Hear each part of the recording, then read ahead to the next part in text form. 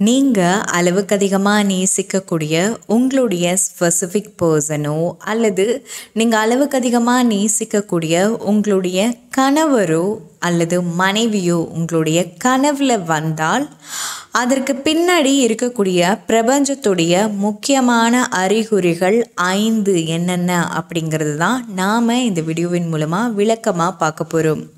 அதாவது நீங்கள் லவ் ரிலேஷன்ஷிப்பில் இருக்கீங்க அப்படின்னு சொன்னால் அந்த பர்சன் உங்களுடைய கனவில் வந்தாலோ அல்லது நீங்கள் மேரேஜ் லைஃப்பில் இருக்கீங்க அப்படின்னு சொன்னால் உங்களுடைய ஹஸ்பண்டோ அல்லது மனைவியோ உங்களுடைய கனவில் வந்தால் என்ன அர்த்தம், பிரபஞ்சம் உங்களுக்கு அந்த கனவுகள் மூலமாக என்ன உணர்த்த ட்ரை பண்ணுறாங்க அப்படிங்கிறது தான் இந்த வீடியோவின் மூலமாக பார்க்க போகிறோம். ஸோ அறிகுறிகள் என்னென்ன அப்படிங்கிறத பார்க்குறதுக்கு முன்னாடி நான் நிறைய பேருக்கு லா ஆஃப் அட்ராக்ஷன் ரிலேட்டடான கிளாஸஸ் கவுன்சிலிங் எல்லாம் ப்ரொவைட் பண்ணிகிட்ருக்கேன். ஒருவேளை உங்களுக்கும் தேவைப்படுது அப்படின்னு சொன்னால் கீழே டிஸ்பிளே ஆகிட்டு இருக்கக்கூடிய நம்மளுடைய வாட்ஸ்அப் கான்டாக்ட் நம்பருக்கு மெசேஜ் பண்ணுங்கள். நான் நிறைய பேருக்கு ஹிப்னோ தெரப்பி ஹீலிங் ப்ரொவைட் பண்ணிகிட்ருக்கேன். ஒருவேளை உங்களுக்கு ஹீலிங் எடுத்துக்கணும் அப்படின்னு நினைக்கிறீங்கன்னா கீழே டிஸ்பிளே ஆகிட்டு இருக்கக்கூடிய நம்மளுடைய வாட்ஸ்அப் கான்டாக்ட் நம்பருக்கு மெசேஜ் பண்ணுங்கள். அது மட்டும் இல்லாமல் நான் 2 புத்தகங்களை எழுதியிருக்கேன். ஒன்று பேராற்றலின் பிறப்பிடம், மற்றொன்று உறக்கத்தின் உளவியல். இந்த 2 புத்தகங்களையும் நீங்கள் வாங்கி படிக்கணும் அப்படின்னு நினைக்கிறீங்கன்னா புத்தகம் அமேசான், ஃப்ளிப்கார்ட், நோஷன் ப்ரெஸ் அப்படிங்கிற 3 தளங்களில் இப்போது அவைலபிள் இருந்துகிட்ருக்கு. நீங்கள் ஃபாரினில் இருக்கீங்க அப்படின்னு சொன்னாலும் நம்மளுடைய புத்தகத்தை வாங்கி உங்களால் ரீட் பண்ண முடியும். Okay fine. கனவுகள் மூலமாக பிரபஞ்சம் நமக்கு உணர்த்தக்கூடிய முக்கியமான 5 அறிகுறிகள் என்னென்ன அப்படிங்கிறத பார்த்துடலாம். நம்பர் 1, நீங்கள் கனவில் உங்களுடைய ஸ்பெசிஃபிக் பர்சனை பார்க்குறீங்க. ஆனால் அவங்க உங்கள் கூட அந்யோன்யமாக இல்லை. அவங்கள வெறுமனே பார்க்குறீங்க, ஆனால் அவங்க உங்கள் கூட பேசலை, நீங்களும் அவங்க கூட பேசலை. ஆனால் வியூவர் பாயிண்ட் ஆஃப் வியூவில் இருந்து நீங்கள் உங்களுடைய பர்சனை பார்க்குறீங்க வெறுமனே அப்படின்னா அதற்கான மீனிங் நீங்கள் உங்கள் பார்ட்னர் மேலே ஒரு சந்தேக பார்வையோடையே இருக்கீங்க அப்படின்னு அர்த்தம். அதாவது அது எது ரிலேட்டடான சந்தேகமாக வேணாலும் இருக்கலாம். இவங்க ஏமாத்திடுவாங்களோ, ஒருவேளை இவங்க நல்லவங்களா கெட்டவங்களா, இவங்க அதை தப்பை செஞ்சுருப்பாங்களா செஞ்சுருக்க மாட்டாங்களா அப்படிங்கிறத உணர்த்தக்கூடிய வகையில் இருக்கலாம். அல்லது நீங்கள் வேறு யாரையாவது நீங்கள் சந்தேகப்படுறீங்க அப்படின்னு சொன்னால், இப்போ உங்களுக்கு ரொம்ப க்ளோஸான ஒரு ஃப்ரெண்ட் இருக்காங்க. அந்த ஃப்ரெண்ட் உங்கள் லைஃபுக்கு ரொம்பவுமே இம்பார்ட்டண்ட் அப்படின்னு நீங்கள் நினைக்கிறீங்க அப்படின்னு சொன்னால் அந்த நபர் ஓகேங்களா, அந்த நபரை நீங்கள் சந்தேகப்படுறீங்க அப்படிங்கிறதுக்கான அர்த்தம். நம்பிக்கையான ஒரு நபரை நீங்கள் சந்தேகப்படுறீங்கன்னா கூட உங்களுடைய பார்ட்னர் உங்களோட கனவில் அப்படி ஒரு வியூவர் பாயிண்ட் ஆஃப் வியூவில் வந்துட்டு போவாங்க. ஓகேங்களா, அதுக்காக நீங்கள் உங்கள் பார்ட்னரை தான் சந்தேகப்படுறீங்க அப்படின்னும் ஷோராக சொல்லிட முடியாது. கரெக்டுங்களா? உங்கள் வாழ்க்கையில் உங்களுடைய ஃப்ரெண்டு, ஒரு க்ளோஸான ஒரு நபர், உங்களோட பேரண்ட்ஸாக இருக்கலாம், அல்லது ரிலேட்டிவ்ஸாக இருக்கலாம், அல்லது பிரதர் சிஸ்டராக கூட இருக்கலாம், யாரையும் ஒருத்தவங்களை நீங்கள் சந்தேகப்படுறீங்க அப்படின்னா கனவுகள் மூலமாக இது பிரதிபலிப்பு ஆகும். அது மட்டும் இல்லாமல் உங்களுடைய ஸ்பெசிஃபிக் பர்சன் உங்கள் மேலே கோபமாக இருந்தால் கூட நீங்கள் ரேண்டமாக அவங்கள பார்ப்பீங்க. அவங்களும் உங்ககிட்ட பேச மாட்டாங்க, நீங்களும் அவங்க கூட பேச மாட்டீங்க. உங்கள் பார்ட்னர் உங்கள் மேலே கோபமாக இருந்தாலோ அல்லது உங்கள் பார்ட்னர் உங்கள் மேலே சந்தேக உணர்வுகளோடு இருந்தாலும் கூட இது போன்ற கனவுகள் உருவாகும். இது பார்ட்னருக்கு மட்டும் இல்லை, இது மற்ற ஃப்ரெண்ட்ஸ். அதாவது பாருங்கள், உங்களுக்கு ஒரு ஃப்ரெண்ட் இருக்காங்க, அவங்க மறைமுகமாக உங்ககிட்ட சொல்லாமலேயே உங்களை சந்தேகப்படுறாங்கன்னா கூட நீங்கள் உங்கள் கனவில் உங்கள் ஃப்ரெண்டை பார்க்க மாட்டீங்க, உங்கள் பார்ட்னரை பார்ப்பீங்க. புரிஞ்சுதுங்களா? ஏன் உங்கள் பார்ட்னரை பார்க்குறீங்க அப்படின்னு சொன்னால் உங்களுடைய உள் உணர்வோட பிரதிபலிப்பை தான் நீங்கள் கனவில் பார்க்குறீங்க. ஸோ அதனால் உங்கள் ஃப்ரெண்டுக்கு பதிலாக உங்கள் பார்ட்னர் தான் உங்களுக்குள்ளே ஆழமாக பதிஞ்சிருப்பாங்க. ஸோ அதனால் அந்த பிம்பம் மாறுபடலாம், ஆனால் எந்த அளவுக்கு ஈக்குவலான ஒரு லவ் வச்சுருக்கீங்களோ அதனால இந்த இடத்துல அது கேப்சர் ஆகிறதுக்கு வாய்ப்புகள் இருக்குது. நம்பர் 2, நீங்கள் ராத்திரி தூங்கிட்டு இருக்கும் பொழுது உங்களுடைய கனவில் உங்கள் பார்ட்னரோடு நீங்கள் நிம்மதியாக இருக்கிறீங்க, நிம்மதியாக ஃபீல் பண்ணுறீங்க அப்படின்னு சொன்னால், சில கனவுகள்லாம் பார்த்தீங்க அப்படின்னா இது கனவு தான் அப்படிங்கிறதே ரொம்ப நல்லா தெளிவாக தெரியும். அது லூசிட் ட்ரீம்ஸ் அப்படின்னு சொல்லுவோம். ஸோ அந்த கனவில் ரொம்ப நிம்மதியாக ஃபீல் பண்ணுவீங்க. உங்கள் பார்ட்னர் கூட இருக்கும்போது ரொம்ப சாட்டிஸ்ஃபைடாக திருப்திகரமாக ஃபீல் பண்ணுவீங்க. ஸோ அப்படி ஒரு வேளை அந்த கனவு வந்தது அப்படின்னு சொன்னால், அந்த கனவுக்கான அர்த்தம் என்னென்னா, யார்கிட்டையும் உங்களுடைய பார்ட்னர் உங்களை விட்டு தரவே மாட்டாங்க அப்படின்னு அர்த்தம். உங்கள் எதிர்காலத்தில் நிறைய பிரச்சனைகளை நீங்கள் சந்திக்க போகிறீங்கன்னு அர்த்தம். ஆனால் நீங்கள் எவ்வளோ பிரச்சனைகளை சந்தித்தாலும் அந்த டைம்லலாம் உங்கள் பார்ட்னர் உங்களுக்கு துணையாக வருவாங்க, துணையாக இருப்பாங்கன்னு அர்த்தம். நம்பர் 3, உங்களுடைய பார்ட்னர் கூட நீங்கள் உரையாடல் செய்கிறது போலவும் உங்கள் மனசில் இருக்கக்கூடிய விஷயங்களை உங்கள் பார்ட்னர்கிட்ட நீங்கள் ஷேர் பண்ணுறது போலவும் கனவுல தோன்றுது அப்படின்னா அதனுடைய அர்த்தம் என்னன்னா, இப்போ கரண்ட் சுச்சுவேஷனில் உங்களுடைய ரிலேஷன்ஷிப்பில் சில பிரச்சனைகள் போயிட்டுருக்கலாம்.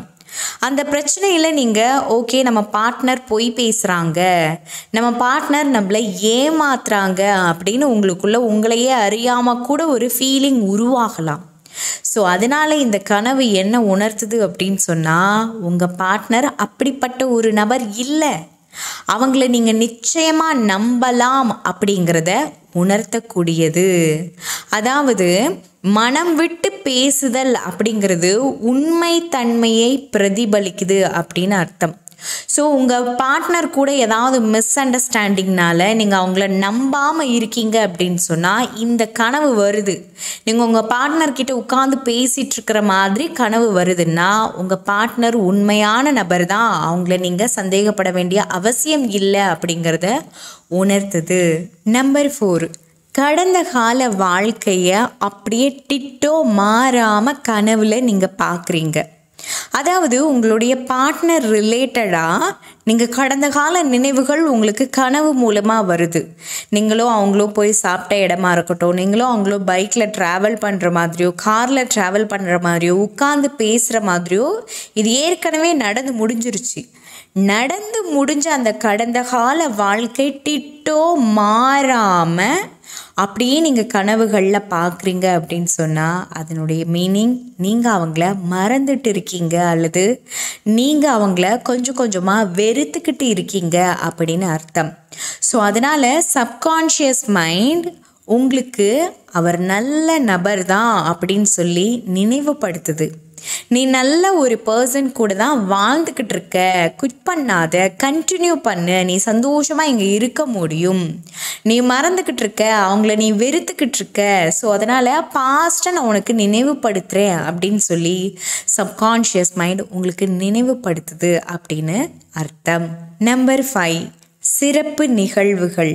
அதாவது கனவுல நீங்கள் தூங்கிட்டு இருக்கும் பொழுது ஒரு ஃபங்க்ஷன்லையோ அல்லது ஒரு ஃபெஸ்டிவல்லையோ உங்களுடைய பார்ட்னரை நீங்கள் பார்க்குற மாதிரியான கனவுகள் வருது அப்படின்னு சொன்னால் நீங்கள் 2 பேரும் ஒரு கலகலப்பான பிளேஸில் நீங்கள் வாழ போகிறீங்க அப்படின்னு அர்த்தம். அதாவது ஒரு வீடு கட்டி நீங்கள் வாழலாம், அல்லது நீங்கள் 2 பேரும் சேர்ந்து ஒரு இடம் வாங்கலாம், அல்லது நீங்கள் 2 பேரும் ஏதாவது ஒரு ப்ராப்பர்ட்டி ஏதாவது ஒரு இன்வெஸ்ட்மெண்ட் பண்ணி அந்த இடத்துல நீங்கள் நிலையாக இருக்க போகிறீங்கன்னு அர்த்தம். அதாவது பாருங்கள், உங்கள் 2 பேருக்கு மேரேஜ் ஆகிறது அது ஒரு ஃபங்க்ஷன் ஃபெஸ்டிவல் அப்படிலாம் நீங்கள் எடுத்துக்கக்கூடாது, புரிஞ்சுதுங்களா? ஸோ அது கனவுடைய இன்னொரு உள்ளார்ந்த அர்த்தம் இருக்குது, அதுக்கு நிறைய வீடியோ போட்டிருக்கேன். நான் சொல்கிறது ஒரு ஃபங்க்ஷன், ஒரு கலகலப்பான ஒரு இடத்த நீங்கள் பார்க்குறீங்க, அந்த கலகலப்பான இடத்துல உங்கள் பார்ட்னரும் இருக்காங்க, ஒரு ஃபெஸ்டிவல் நடந்துட்டுருக்கு, அந்த ஃபெஸ்டிவலில் நீங்கள் உங்களுடைய பார்ட்னரை பார்க்குறீங்க, அவங்களும் நீங்களும் அந்த இடத்துல சந்தோஷமாக நடமாடுறீங்க, உரையாடுறீங்க அப்படின்னு சொன்னால் அதனுடைய அர்த்தம் நீங்கள் நிம்மதியாக ஒரு சந்தோஷமான ஒரு பிளேஸில் வாழ்க்கையை வாழ போகிறீங்க அப்படின்னு தான் அர்த்தம். ஸோ சிம்பிளாக உங்கள் எல்லாருக்கும் புரிகிற மாதிரி 1 லைனரில் சொல்லணும் அப்படின்னு சொன்னால், உங்களுடைய பர்சன் கனவுல வராங்க அப்படின்னு சொன்னால் அதனுடைய அர்த்தம் உங்களை சுற்றி உள்ள சூழ்நிலைகளை குறிக்கக்கூடியது. இப்போ நீங்கள் ப்ரெசென்ட்டில் அனுபவிச்சுட்ருப்பீங்க, சில சூழ்நிலைகளை ஃபேஸ் பண்ணிகிட்ருப்பீங்க இல்லையா, அந்த சூழ்நிலைகளை குறிக்கக்கூடியதாக தான் இருக்கும். அது மட்டும் இல்லாமல் உங்களுடைய உள் உணர்வு, உங்களுடைய உள் மன ஆரோக்கியத்தை குறிக்கக்கூடிய வகையில் தான் இருக்கும். உங்களுடைய பார்ட்னர் உங்களுடைய கனவில் வந்தாலே சுற்றுச்சூழல் நீங்கள் இப்போ என்ன ஃபேஸ் பண்ணிட்டு இருக்கீங்களோ உங்களுடைய சூழ்நிலையை குறிக்கும் அண்ட் உங்களுடைய உள் உணர்வு இன்ட்யூஷன் அண்ட் மன ஆரோக்கியத்தை பிரதிபலிக்கக்கூடியது தான் உங்களுடைய பார்ட்னரை நீங்கள் கனவில் பார்க்கக்கூடிய அந்த நிலையுடைய அர்த்தம். ஸோ இந்த 5 அறிகுறிகளுமே பொதுவான அறிகுறிகள் தான். ஆனால் எல்லா நபர்களுக்குமே பொதுவானது அப்படின்னு சொல்ல முடியாது. ஒவ்வொரு நபர்களுமே அவங்களுடைய ஏஜை நம்ம பார்க்கணும், அவங்களுக்கு எந்த டைமில் கனவு வந்தது, எப்போ வந்தது, அது என்ன மாதிரியான வேரியேஷன்ஸ் எல்லாம் அது உருவாக்குச்சு அப்படிங்கிறத சுதாரித்து சரியாக கவனித்து தான் நாம் ஒரு ப்ரெடிக்ஷனுக்கு வர முடியும். புரியுதுங்களா?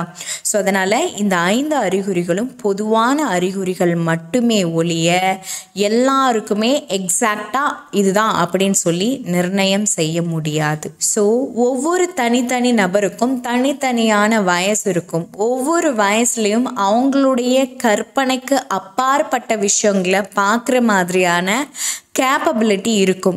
ஸோ சில பேருக்கு பார்த்திங்கன்னா கனவுகள் A to Z வரைக்கும் நல்லா ஞாபகம் இருக்கும். சில பேருக்கு பார்த்திங்கன்னா கனவுகள் ஞாபகமே இருக்காது. சில பேருக்கு பார்த்திங்கன்னா இல்லூஷன் மாதிரி கனவுகள் ஞாபகம் இருக்கும். இன்னும் சில பேருக்கு பார்த்திங்கன்னா பிளாக் அண்ட் ஒயிட்டில் கனவு தெரியும். இன்னும் சில பேருக்கு ப்ளூவாக கனவு தெரியும். இன்னும் சில பேருக்கு ரெட்டிஷாக தெரியும். இன்னும் சில பேருக்கு கலர்ஃபுல்லாக ஹெச்டியில் பார்க்குற மாதிரி இருக்கும். ஸோ இந்த மாதிரி ஒவ்வொரு விஷயத்தையும் சரியாக கவனித்து அதுக்கு பிறகு தான் ப்ரெடிக்ஷனை உருவாக்க முடியும். ஸோ நான் இப்போ சொன்ன 5 அறிகுறிகளும் பொதுவான அறிகுறிகள் மட்டும்தான். ஸோ இது ரிலேட்டடாக உங்களுக்கு வேறு ஏதாவது டவுட் இருக்குது அப்படின்னு சொன்னால் கீழே கமெண்ட் பாக்ஸில் எங்கிட்ட கேளுங்க. அல்லது எங்கிட்ட பர்சனலாக லைஃப் கோச்சிங் எடுத்துக்கணும் அல்லது லா ஆஃப் அட்ராக்ஷன் ரிலேட்டடான கிளாஸஸில் ஜாயின் பண்ணணும்னு நினைக்கிறீங்கன்னா கீழே டிஸ்பிளே ஆகிட்டு இருக்கக்கூடிய நம்மளுடைய வாட்ஸ்அப் கான்டாக்ட் நம்பருக்கு மெசேஜ் பண்ணுங்கள். தேங்க்யூ.